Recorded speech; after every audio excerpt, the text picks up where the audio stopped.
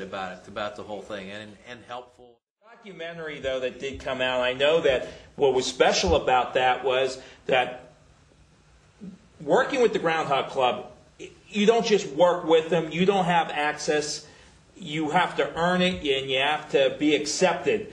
We were very honored because we didn't realize how hard it was to have this access. It's like the CIA. Your impressions of the life and times of Punxsutawney Phil, the documentary? I thought it was a good. What I recall from it, it was good. And again, I think it's like anything else. You folks earned your respect through us, and we earned our respect back through to you. But no, I thought it was a good documentary. You portrayed us well. You portrayed the town well. Very educational, and you also showed the fun side. You showed the working side.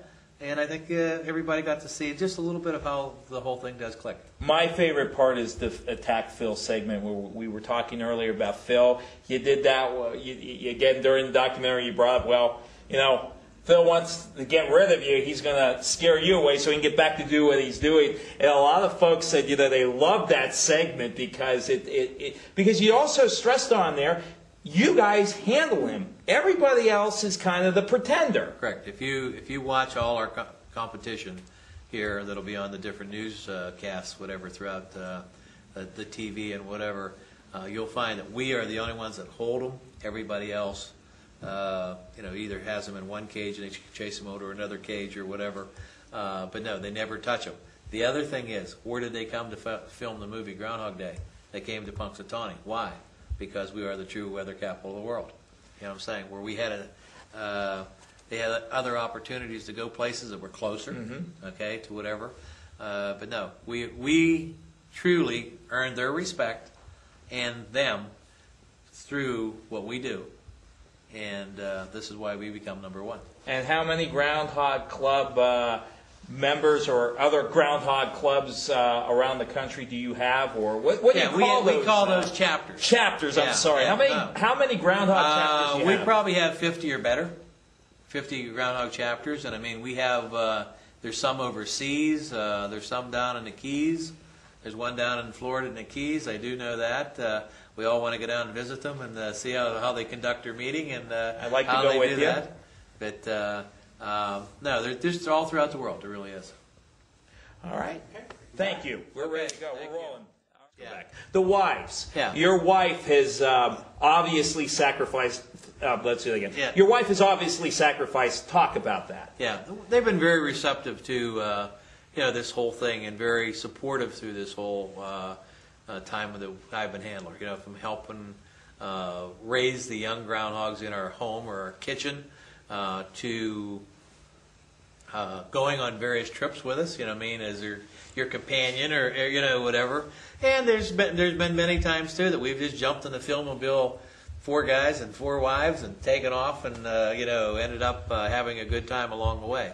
But no, it's been very time consuming for them, and also very very many times that they were by themselves when we were out doing these things.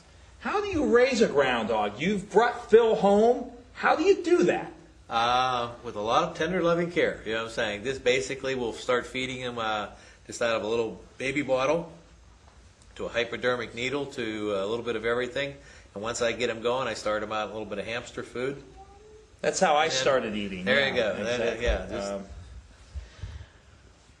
You also, and we did a documentary a couple of years ago, and people had approached me and said, "Boy, it's Phil's handler, Bill Deeley, great guy, and it's such a great job to handle Phil, but you're a funeral home director." And they weren't begrudging what you do, but you're going from a very happy, joyous time to one where you're obviously dealing with a range of emotions. Yes, you are. But again, it's a funeral home which you're giving service, and the funeral service, is very rewarding. I mean, you're helping folks through one of the most devastating periods of their lives.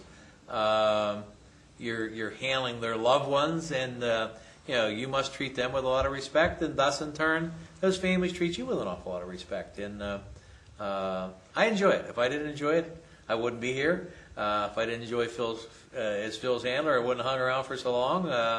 And again, I've been here in the funeral business for over 30 years, so I've liked it. I've enjoyed it. We're just about 24 hours under, I guess, 24 hours away. What is going through your mind now, and what are your feelings leading up to this this final? I'm gonna be. I don't know. I might be a little sad that it's over. I might be.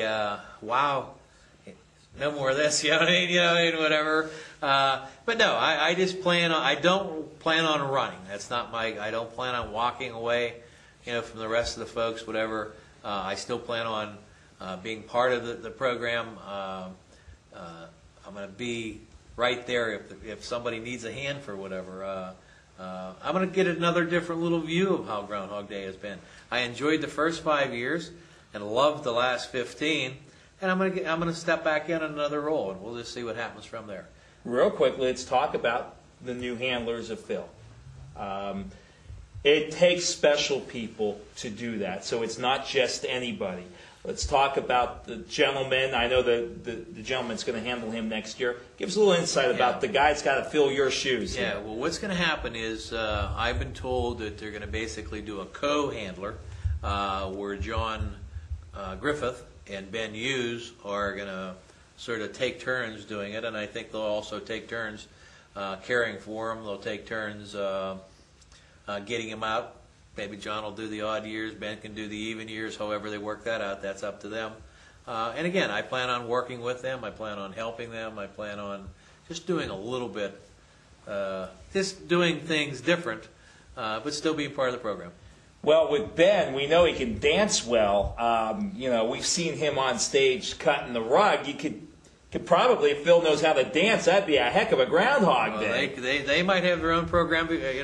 They might bring a different angle to this whole thing too, and maybe we're going to do things different. Maybe we'll get Phil that he can come out and we'll set him on top of the stump, and instead of him just standing there, maybe he'll dance. And if he does a little dance one way or dances that way or do whatever, that there'll be a shadow or no shadow. We'll figure it out, but they'll work it out. Well, we're under 24 hours away, and we're going to follow Bill throughout his day. Hope you got a good idea of how special this day is. It is fun, but there's a lot of caring and a lot of pride that goes into this day. And we're looking forward to, again, if my math is right, we're about 21 hours away. So we're looking forward to tagging along with you. Thank you. And we're going to have more fun. That's what Groundhog Day is all about.